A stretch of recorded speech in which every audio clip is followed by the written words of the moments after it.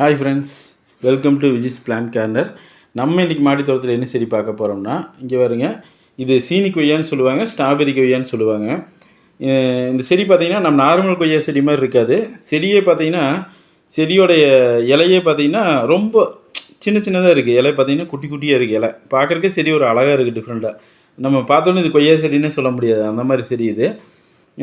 செடி பார்த்திங்கன்னா இது ஹைப்ரிட் தான்.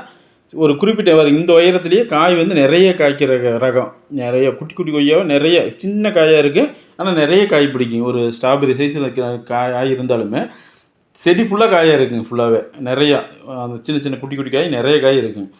நம்ம நண்பர் வந்து சொன்னதுனால இப்போ அவங்க வச்சு அந்தளவுக்கு நல்லா செடி சூப்பராக வந்திருக்குன்னு சொன்னதுனால நம்ம செடி வந்து வாங்கிட்டு வந்துருக்கிறோம்.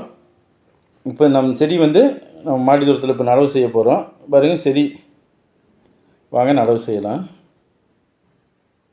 அப்புறம் இந்த ஹைப்ரிட் ஆகிறதையே பார்த்திங்கன்னா, நம்ம கொய்யா செடி எல்லாமே ஹைப்ரிட்னாவே நம்ம நர்சரி வாங்கினாவே ஒரு 350 ரேஞ்சில் தான் வருது.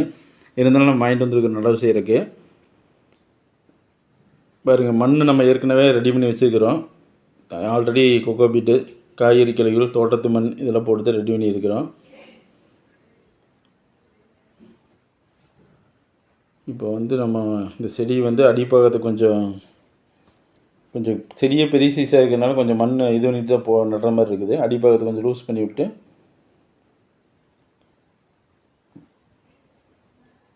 பாருங்க, அது ஹைட்டாக இருக்கிறனால இப்போ மண் நம்ம கொஞ்சம் கொட்ட வேண்டியதாக இருக்கிறனால மண் போட்டு அதை ஈக்குவல் பண்ணிகிட்டு இருக்கிறோம். அந்த இதுக்கு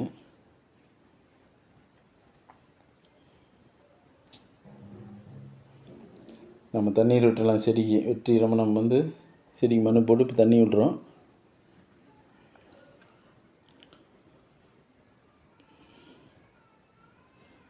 ஓகே, செடி பாருங்கள், நம்ம நல்ல முறையில் நடவு செஞ்சு முடிச்சிட்டோம்.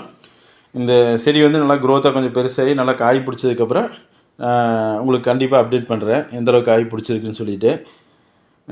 காய் வந்து நல்லா டேஸ்ட்டாக இருக்குதுன்னு சொல்லிக்கிறாங்க. சின்ன காயாக இருந்தாலும் நல்லா டேஸ்ட்டாக இருக்குதுன்னு சொல்லிக்கிறாங்க. அப்புறம் நம்ம புதுசாக நம்ம வீடியோ பார்க்குற நண்பர்கள் வந்து மறக்காமல் சப்ஸ்கிரைப் பண்ணுங்கள், ஷேர் பண்ணுங்கள், கமெண்ட் பண்ணுங்கள், லைக் பண்ணுங்கள். அப்புறம் லைக்ஸ் கொஞ்சம் அதிகமாக கொடுத்தீங்கன்னா தான் நம்ம வீடியோ வந்து யூடியூப் ப்ரொமோட் பண்ணு. அதனால் மறக்காமல் கொஞ்சம் லைக்ஸ் கொடுங்க. கமெண்ட் பாக்ஸில் கமெண்ட் பண்ணுங்கள். அப்போ தான் நான் போடுறேன் அடுத்தடுத்த வீடியோ இன்ட்ரெஸ்ட்டாக இருக்குது. ஓகே, பாய், நன்றி.